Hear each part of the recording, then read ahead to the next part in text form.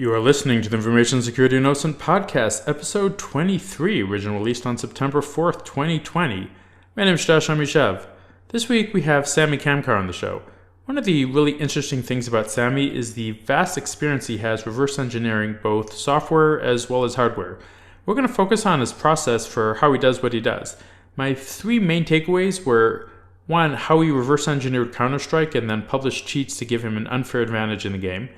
Second, how he created one of the fastest spreading viruses of all time and ended up forcing the most popular site on the internet at the time to go offline. And third, why the physical access control problem is interesting and what led him to create OpenPath. You'll enjoy those three things plus a bunch of other tips along the way. Direct support for this podcast comes from BreachSense, the data breach monitoring platform. I'm curious, how many listeners of the show are confident that your personal credentials are not floating around the underground right now? More importantly, how many of you are confident that your employees, your customers, your spouses, or your children's credentials aren't floating around the underground either?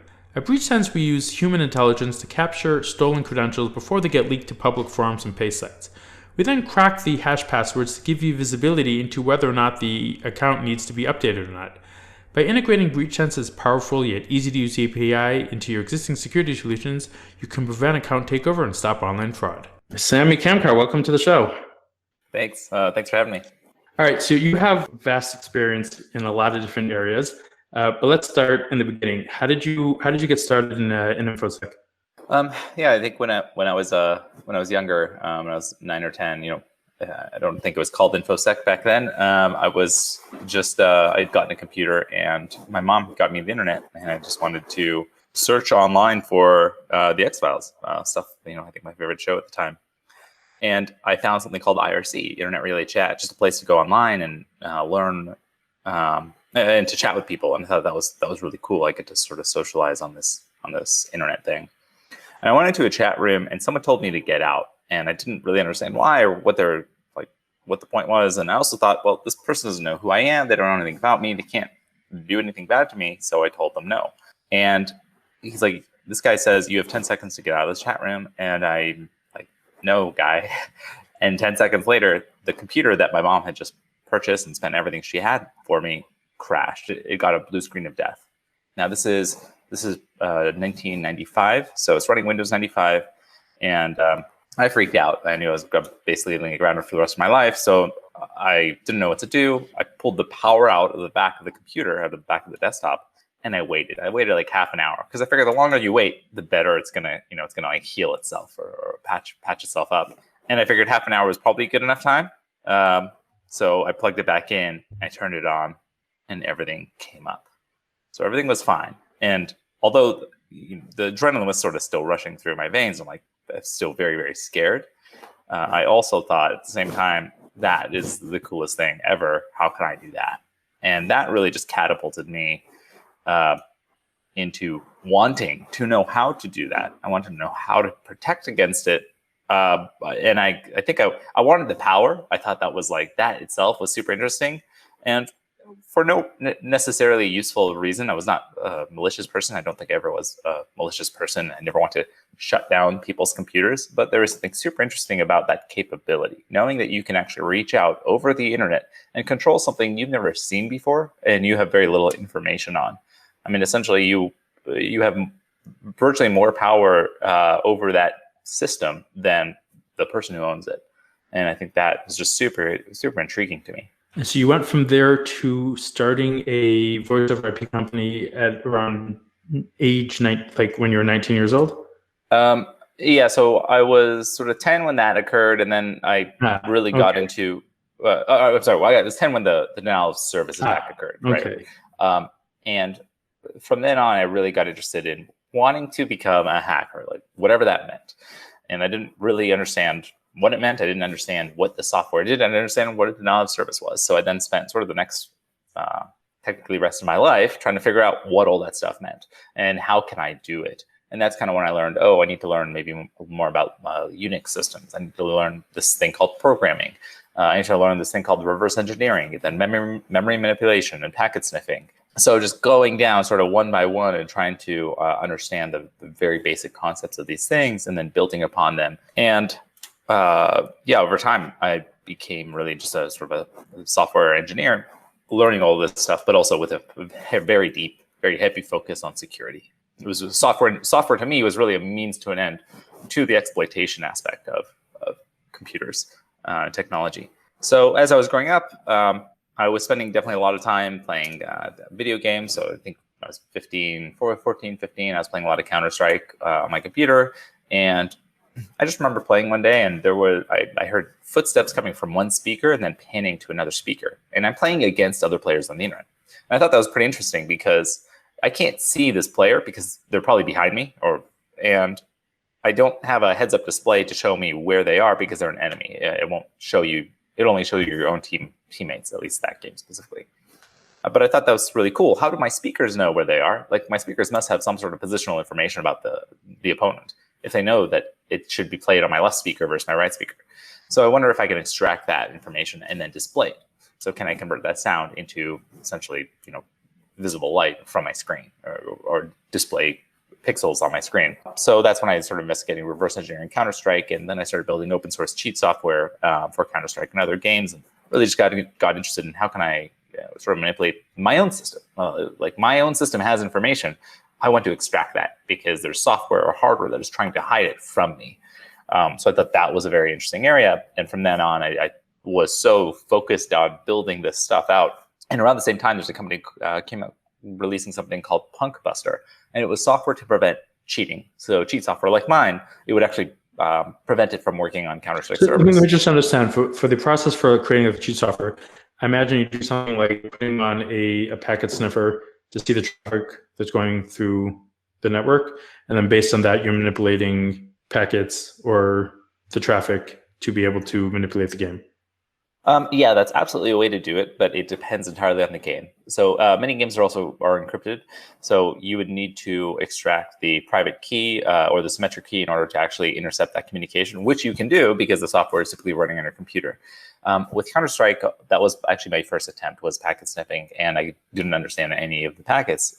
So then I started disassembling the DLLs and the EXEs of Counter-Strike and Half-Life, as Counter-Strike itself was a plugin to Half-Life. And ultimately, I found that there were functions that I could access that were doing specific things. For example, there was a specific function that would get called whenever someone threw a flashbang. Something that would make your screen entirely white so that you couldn't see for a few seconds until it dissipated. When you find that function, then you can essentially intercept that. So you can do DLL injection or essentially interception. For Linux people that might be familiar with like LD preload, or on Mac OS, that would be like DYLD. And on Windows, there's many methods that you can actually intercept DLLs and intercept functions within a library. And if you intercept a function, then you can do whatever you want. You can call the original function if you want. You can take the return information and then modify it in a way. You can just entirely ignore the function that you want to call. So with the example of a flashbang, if someone throws a flashbang, I actually had just returned out of that function immediately. I would never do anything. So I could go into a room and throw a flashbang. Now, no one can see anything for a few seconds. I see clear as day because that function just returned immediately and never performed the white screen, and vice versa. If someone threw a flashbang in my room or where I was, I wouldn't even notice. Like I'd see that they threw something, but then nothing would happen. And I'd be like, oh, all right, awesome, I can see you great. And I could just have a unfair advantage at that time. Although technically, I guess it would be unfair for me. However, they could do the same thing. So technically they could make the playing field level if they'd like. Out of curiosity, did the game get boring after? Immediately. Yeah. Oh, really? Yeah, it was awful. It was absolutely terrible. Okay. It was, I mean, I think, anyone who's played with a cheat code that removes all the challenge from a game or system, really anything in life, as soon as you don't have any challenge, it becomes fun for a little bit of time. And then you adapt very quickly, and this becomes really, really boring. So that happened pretty quickly for me. And that's when Punkbuster came out. And Punkbuster was now the challenge again. So Punkbuster said, no, Samy, your cheat won't work. And that became the challenge. Now I wasn't trying to prevent. I wasn't trying to do. I mean, you had control over the code running on your system. And then Punkbuster was another layer on the local code, on the code running locally. So there were components that would be local and server side.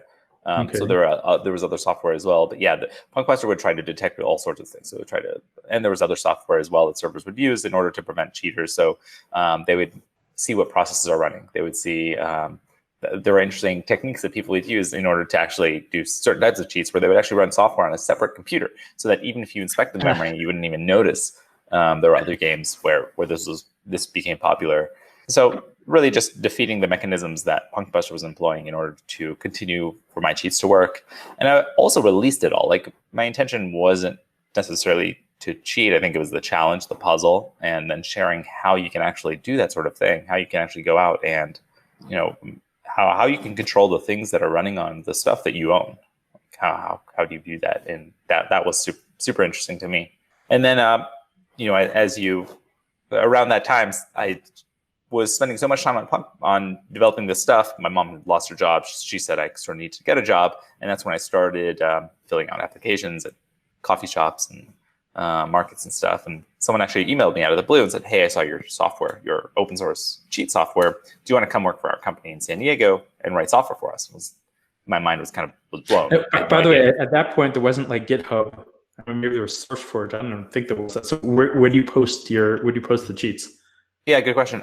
There was no GitHub at the time. I think SourceForge was around because I was definitely a heavy Slashdot reader at the time. And at some point, I think they merged. They might have been separate at the time. I forget. So there was SourceForge. I don't think I used SourceForge personally, but I had my own. I always had a website, so okay. I had so a couple you just posted domains on there, and then people would find it. Okay, that's correct. Yeah. So it wasn't a big site. Very few people even knew about this, but I always had a website where I posted stuff I was working on, projects, and I've always had one since I was probably 11 or 12 when I first started learning, understanding that you could just put something on the web. Yeah, I got that email and I was like, this is amazing. Super fortunate that this is an opportunity I have. And so around 16, I moved out and I started working with this company down in San Diego. And then after a couple of years, someone in LA reached out to me and said, "Hey, I'm starting a voice over IP company. Would you like to sort of quit your cushy job and sleep on my couch and have an uncertain future?" And I said, "Absolutely not." And he asked me, "What do I want to do with my life?" And it was a simple but great question because I never really thought about it. I always just kind of did what I felt like in the moment. And I thought, it would be really interesting. Like, I think businesses are interesting. I think how can you start something from nothing, which is also why software is kind of interesting to me, or hardware. You can just create something from something that didn't exist before, or at least rearrange things in a way that are interesting. And I said, you know what? I guess I would like to start a company. I would like to learn how to, build a company, at least in the technology space. That could be interesting. And he said, "Okay, well, I just sold my last company, made some money doing that, and I've done it before, so I, have a bunch of knowledge in the area. So be my co-founder. I'll teach you what I can, and you can handle the technical components." And I said, "Okay, that's probably an opportunity I won't get, again. So I should take this while I can." So I did. I sort of quit my job, slept on his couch in LA, and we started this company, a voice over IP company called Finality. And we essentially took voice over IP. We essentially took small business phone systems and we made them very, very easy to use, very inexpensive, cloud-based. So it was managed you can manage it from anywhere in the world just through a web browser. And that did well. And then after many years, I sold some of my equity there. And then I probably spent I don't know, maybe eight years or so sort of traveling and really just continuing on a journey, just learning more, just trying to learn more about technology. All right, let's back up for a moment. While you were at Finality, you caused a bit of a fiasco at MySpace. Can you tell us about that? Sure. So this is around 2005. So I'm 19 years old at the time. And in 2005, MySpace is the #1 site on the internet. It's actually above Google at the moment. So it's quite a popular site. I didn't realize it at the time, but I knew many of my friends had it. And I was thinking, okay, this seems cool. So I went on there, and it's a social network. You can add your friends. You can leave comments on people's profiles. And I was like, this is kind of neat. Well, what are things that I can do on here that maybe other people can't, because they do allow certain mechanisms like CSS. So you can put CSS to style your profile in any way you want, but they do have restrictions, like you can't execute JavaScript, you can't load Flash, which was prevalent at the time. And I started messing around and found a way that I could actually execute JavaScript despite the filters within MySpace's website, and despite the I'd say it wasn't technically correct the way I was executing it, but browsers were somewhat lenient in their execution of HTML and JavaScript. Now, when you were doing that at the time, there weren't like just the plethora of tools that will find cross-site scripting or content injection flaws that there are today. So I imagine, like, I don't know what kind of proxies there were at the time. What was the process of doing that? Is that just like dev tools in your browser, or were you using early proxies to be able to stop the traffic and find it? So yeah, this is 2005, so 15 years ago. So I think just around then, I started learning to use the inspector within Firefox. I believe Firefox was the first browser to come out with this developer tools, which was really extremely powerful relative to, at least, maybe there were probably better tools. I just didn't know what they were, because I just remember like trying to get JavaScript running in Internet Explorer, and usually you just see a yellow warning message at the bottom, warning sign at the bottom right, and you're like, all right, go. You don't know what the problem is. You just have to go figure what it is out. So what I was doing primarily was, being a programmer is very easy for me to just write requests to MySpace. So I think a lot of what I was doing was I would sniff what the request was, or I'd just view the source, or I would use the inspector to see, all right, what am I doing if I'm, let's say, adding somebody as a friend? Like, what is that actually executing? When you're sniffing the traffic, you're talking about, you're not like talking like now. I mean, in 2020, you would put in a proxy on the browser and just stop each request to see what it is. At that point, were there tools like that, or you had to use something like TCP dump, see the actual request, and then replay it from there? I used so I had written a tool called pdump. So it was very similar to TCP dump. It added many features, so everything was color coded, which was really nice. It also built in things like ARP spoofing and DNS spoofing, so it could hijack all the network kind of traffic. And it just had a lot of functionality that simplified things, but you can conceptually, for the packet sniffing portion, think of it as a TCP dump, that you can rewrite your packets and you can sort of evaluate code. So I use that for virtually all of my packet sniffing type stuff. And I would say there are many ways of doing it. Like there's no one way of figuring out what is going on a website. I mean, for one, you could always just view the source. You can view the source and then see, all right, what happens if you click this link? What is in this form? What is the JavaScript evaluating? Alternatively, or in addition to, you could use the inspector. Back then, I believe Firefox was the only browser that had it, and you could inspect the DOM. You could check out the network tab and see what's actually getting sent. So you're looking at things like, you had your pdump tool, you had the developer tools, and then you look like things in the network tab to see the requests that are going out. These are. I guess I'm just noting different mechanisms that you could use to see what your browser is doing. Also, back then in 2005, virtually no websites other than maybe banks used HTTPS, and maybe a handful of others. And I think typically when you're using credit card information, you'd be using HTTPS, but otherwise, pretty much everything is also unencrypted. So that also makes it easy, not only for you, but anyone else, adjacent to your network or within within the number of hops between you and your destination. So that's another mechanism. You could always write plugins for your browser. That would be another mechanism. So yeah, there's really many ways. And then typically when I was building stuff like this, just to simplify it, because I prefer to use the terminal. I feel that over time I've become much faster using the terminal to do stuff, and writing just little tools and little scripts to simplify a lot of repetitive tasks. That I can use that, and I'll just make my request there. So based on your domain name, can I assume that Perl was your preferred language? That's correct. Yeah, Perl was the first language, pretty much the first language I learned. So I spent a lot of time and effort on that. Hence the Samy.pl. Okay. Out of curiosity, what do you have a preferred language today? I wouldn't say I have any preference of a language. I actually still really like Perl. However, a lot of the low-level stuff I do, it really depends on the project. I do spend a bunch of time on I guess a lot of the hardware stuff is C. If I'm doing FPGA stuff, Verilog. If I'm doing high level stuff, Node. I still use a ton of Perl. I actually think it's extremely succinct, which also makes it look awful. Like if you're, but it also means I'm all of this to me again is a means to an end. How can I put as little effort in to perform the output or task I'd like, and if I can type less, then that's beneficial to me. So really, I'm just trying to do what can I do with the least amount of effort. That doesn't necessarily make sense for production code, things that other people need to actually work on as well.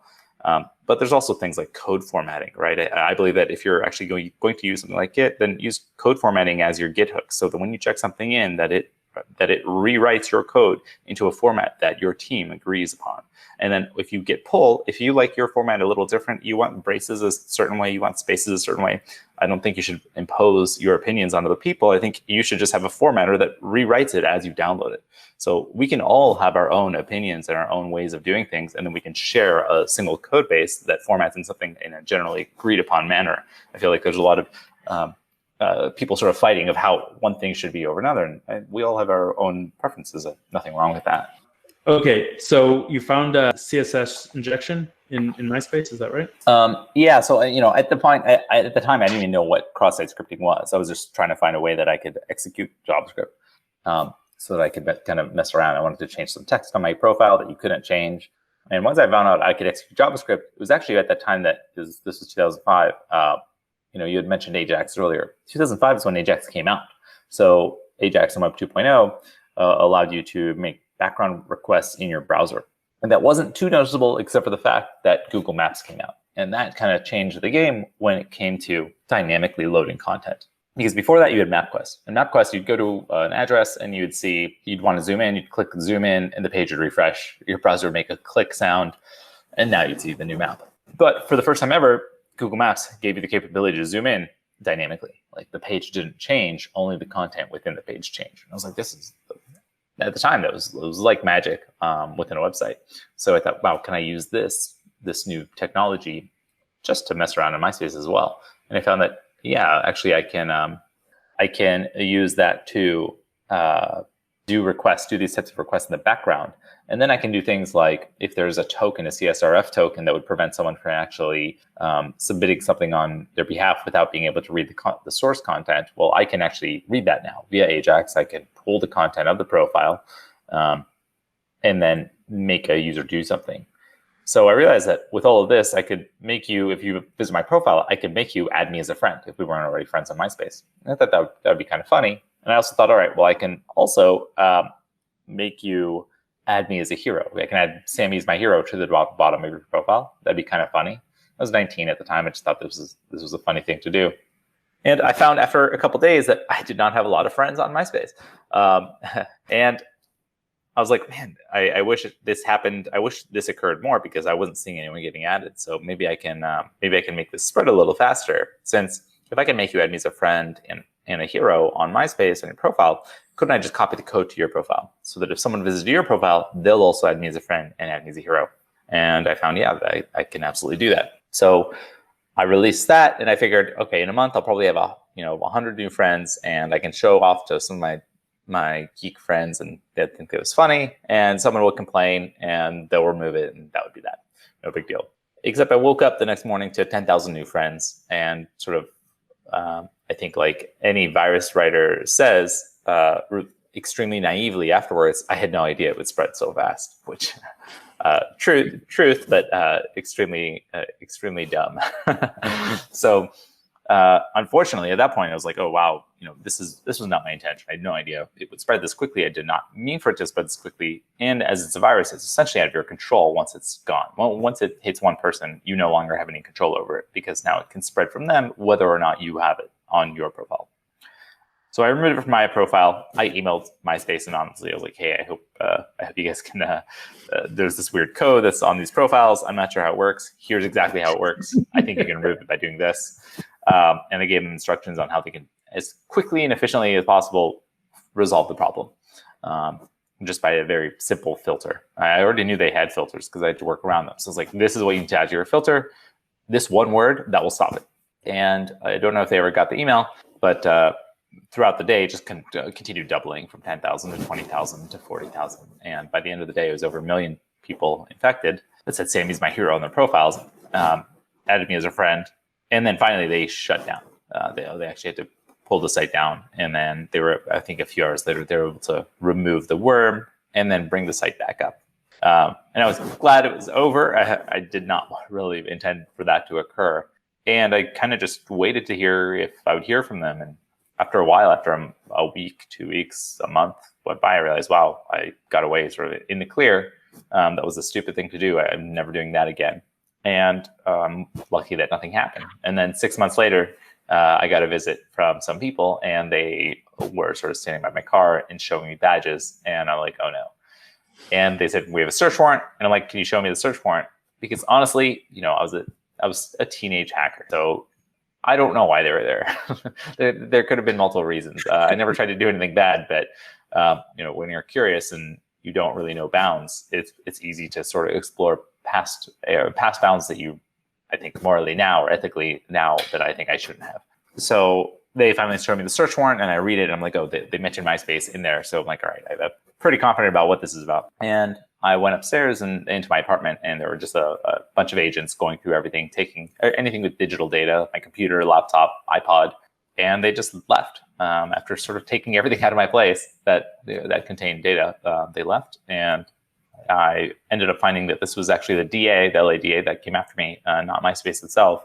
And after sort of going back and forth for maybe 6 months, we agreed upon a plea agreement. And that was that I would have no computer use or no internet use. Technically, it was indefinitely. However, the saving grace was that as long as I was on good behavior, according to my probation officer and any other law enforcement, that after several years, I could go back to the judge and request to get everything removed, to get this all removed. And I said, that seems reasonable. I can agree to that. I have no really other form of backup or finance. I support my mom, and this is really my only choice is like working in technology. I don't have a high school diploma or any other education. So I kind of need this stuff, computers and internet. But I also understand I did something wrong, and that shouldn't go, maybe get away scotch-free. So yeah, I can agree to a couple of years if I have the opportunity to come back and make sure I don't do that sort of thing again. And that's what we agreed to. So I went for 3 or 4 years, no computers, no internet, and I was able to go back to the judge. And I was fortunate that my probation officer said that I was her favorite client, and I was able to become a regular citizen again, able to sort of do what I wanted within reason. Wow. Okay, so I want to skip forward a bit to the Skytrack project that you released. At some point, as you got back into computers, you got into drones. Can you tell us a bit about that project? Sure. Yeah, I think several years later, I was back into computers. I still really enjoy reverse engineering and hacking, but I definitely did it from a different stance. I said, okay, if I'm going to do any of this stuff, I'll really take sort of the golden rule, and I shouldn't be doing this to someone's system. I should only be doing it to things that I own, that are mine, so I'm not impacting anyone else. And I can share information because I think people should know how technology works. People should know how the things that are around them, the things that are in their homes, the things that are in their pockets, how all that should work. So I would still, I heard that Amazon may be selling, maybe using drones to deliver packages, and I thought that's actually really interesting. Drones are super interesting. The fact that these things are so inexpensive and can fly around and have decent precision, I thought that was super cool. But naturally, I was interested in their security. Like, what mechanisms do they have to secure against an attacker from taking over that drone? How is that drone operating in the first place? What is making it fly? What is making it decide I'm going to go east versus west? Is it controlled by GPS? Is it controlled by transmitters? Is there telemetry? What's the software running on them? What kind of hardware is it? What other sensors do they have that might control it? Like the inertial measurement unit, accelerometer, gyroscope, and magnetometer. Are any of those controlled through other mechanisms? Like you might have an IMU that says, all right, I'm a magnetometer that says I'm facing north, or you might have a accelerometer or gyroscope that says, I'm tilting east right now. I guess in conjunction with the magnetometer. But there's resonant frequencies of ultrasound that you can hit an IMU with to make it believe it's somewhere else. Coming from, I guess, a programming software background, making the jump to hardware seems like that's a big jump. And then where do you learn about all the components to be able to start reverse engineering it? Oh yeah, good question. I think in software, when I didn't know, when I had something that I didn't have the source code to, I would use something called a disassembler, and I'd be able to disassemble the software into the machine code, into the assembly instructions that the CPU itself is executing. When I have a piece of hardware and I don't know how it works, I do the same thing. The disassembler is just me, right? I am now disassembling that piece of hardware. So I'm taking screwdrivers, I'm taking Dremels, I'm taking whatever I can to open the device and see what's inside. Now, when I started, and honestly still today, I open a lot of things, I have no idea what I'm looking at. And over time, you see patterns, just like you would see if you're reverse engineering software. Like, you might not know what this function is or what this code is doing, but over time, you're like, oh, this is actually essentially a for loop that gets converted into this machine code that jumps back, based off a branch instruction. And over time, you see that pattern. And the same thing with hardware. You just start beginning to see patterns. Also, many of the components themselves, assuming there are chips or integrated circuits, ICs, they'll have labels on them. So you can Google a lot of those labels. So when you Google these labels, then you find data sheets, and the data sheet says exactly what it does. It'll say, this is an accelerometer, this is a gyroscope, or this is a microprocessor.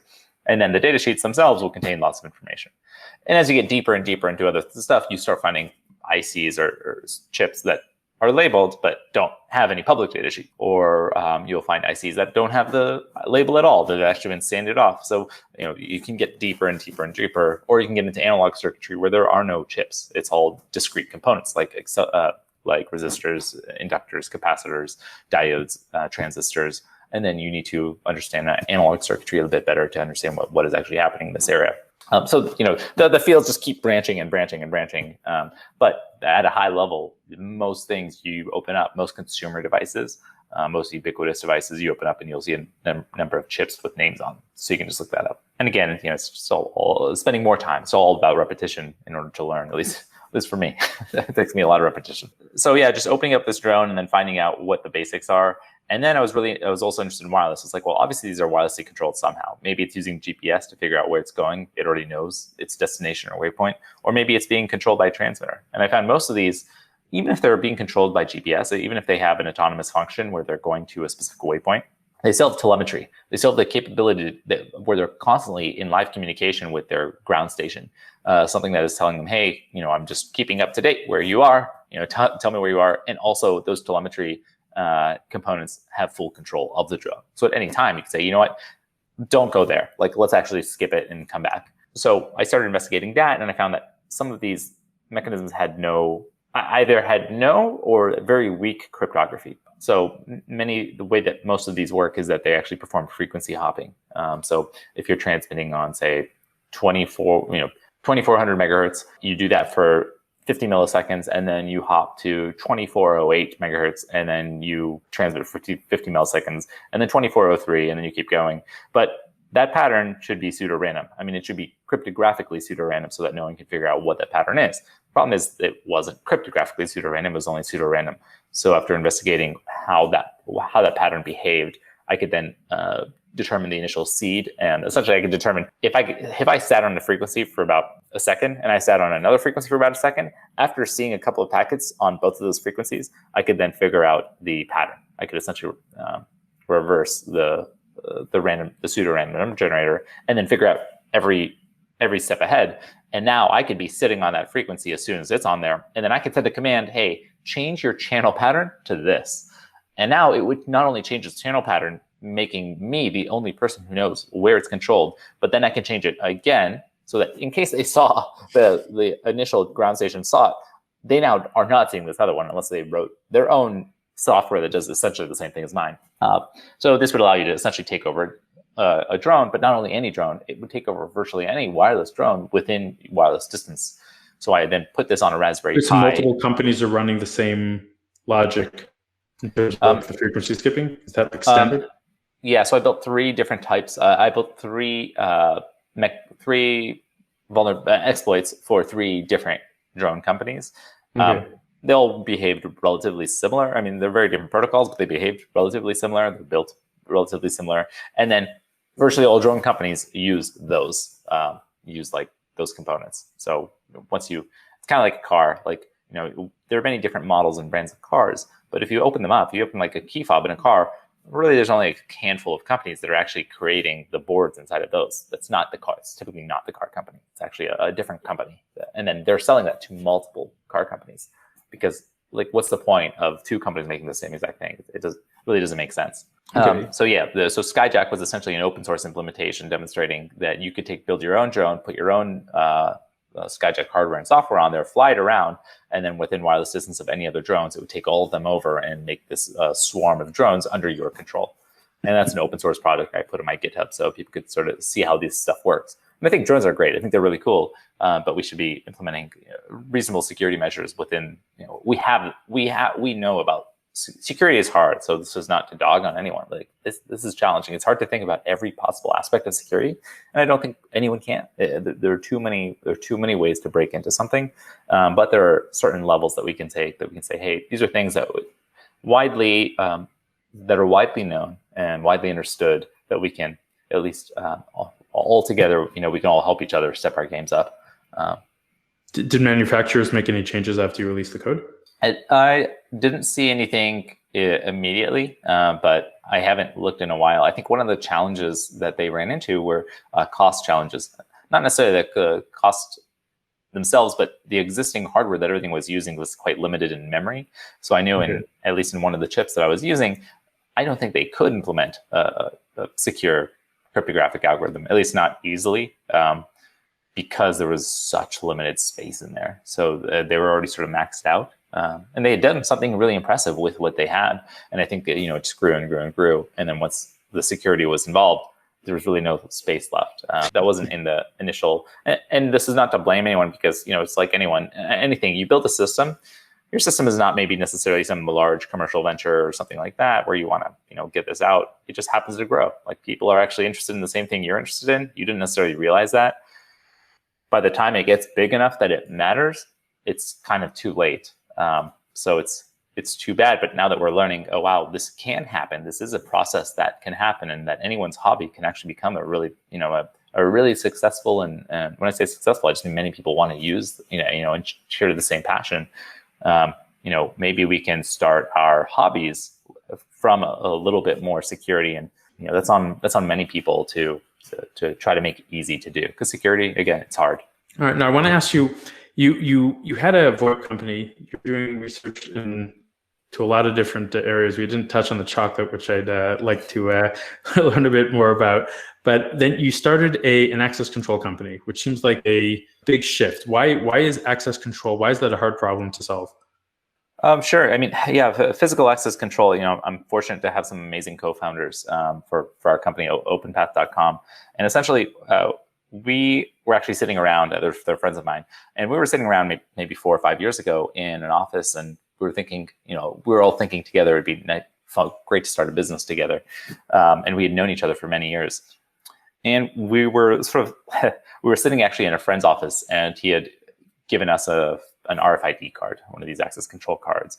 And it was really it was sort of a painful experience just to use, because we were in a very nice office on a sort of a high rise. And every time I need to let someone in, we only had one card. So I had to go downstairs, take the elevator, wait a bunch, and let them in, and then come up, because we only had this one card. So this was the magic key. And the company only had one card. Like the management company wasn't giving out more cards.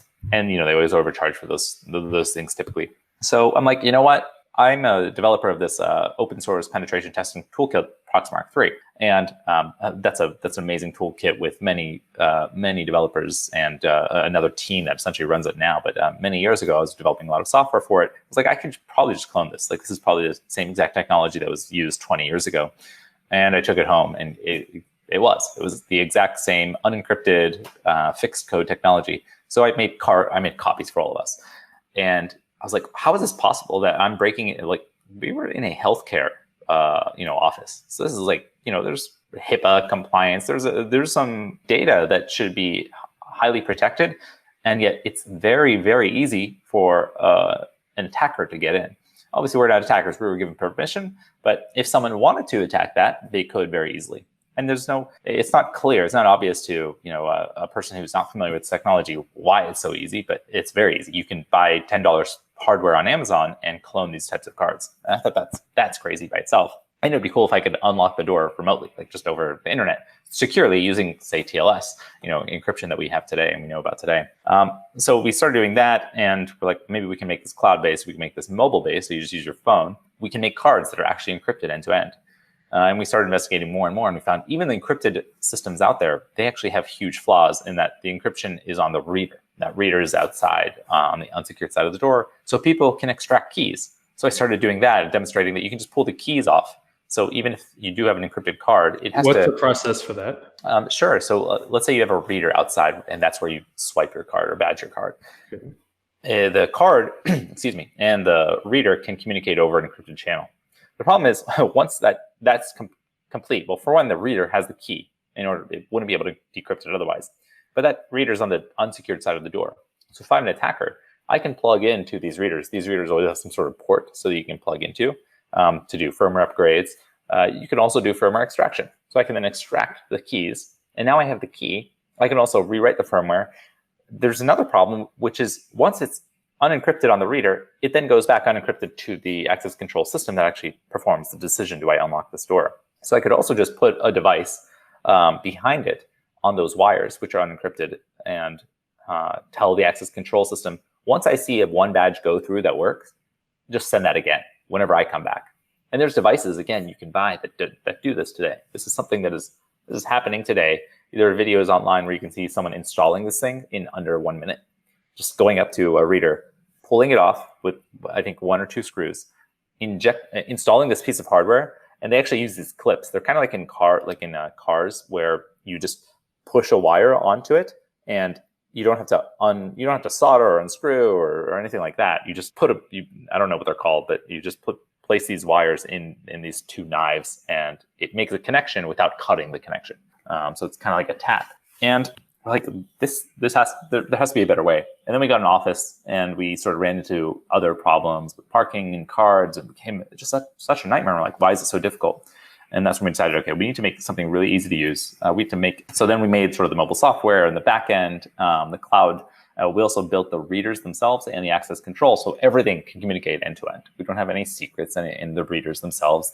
They're just dumb proxies that communicate encrypted end-to-end TLS traffic that's mutually authenticated and use PKI. So, nothing's perfect, but we try to implement things very securely and also very easy to use. So we have something called touchless, where you don't even have to touch the reader. You just get near it, and as long as your Bluetooth is on, then it communicates end-to-end encrypted, and you walk right in. So you don't even pull out a card or a phone or anything.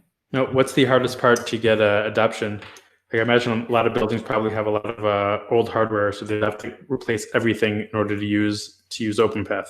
Is that right? Yes. Yeah, that's a really good question. We actually built a way for that to work without replacing all the existing hardware. We find more and more people want to switch to it once they see the demos and they try it. They find how easy it is to sort of do everything. Virtually everything's plug and play. There's no programming. It just syncs all your users from your Google Gmail or Okta or whatever it may be. So it's super easy to use, but yeah, absolutely. And we definitely have, we're fortunate to have been growing quite a bit and have a large gamut of customers across from small to very large businesses. So yeah, it's really interesting and really interesting to see, because most companies, I think the biggest thing that we learned was that all of these are disparate companies. There's one company that creates the readers and the cards, one company that creates the access control hardware, one company that creates the access control software, one company that creates the mobile apps. So all of these different companies, it's very hard for things to work seamlessly together, especially when you're talking about protocols that were invented 30, 40 years ago, and they all still have to speak that because that's what they all speak. But we recreated all of it, packaged it up together so that everything just speaks together in modern technology, using modern tech. That's great. And that's at openpath.com. That's correct. Yeah. Great. So if people want to learn more about you, where can they find you on the internet? Yeah, sure. My personal website with a lot of my open source projects is samy.pl, SAMY.pl. My company, as you mentioned, is openpath.com, physical access control, and I'm also on Twitter, Samy Kamkar, but they can find that from my site. Great. And Samy, thanks for coming on the show. That's it for today. If you have any feedback or questions, then please contact me at podcast@brutesense.io or hit me up on Twitter at Jamuse, Jamuse. And if you got value from this episode, then please share it with a friend. See y'all next week.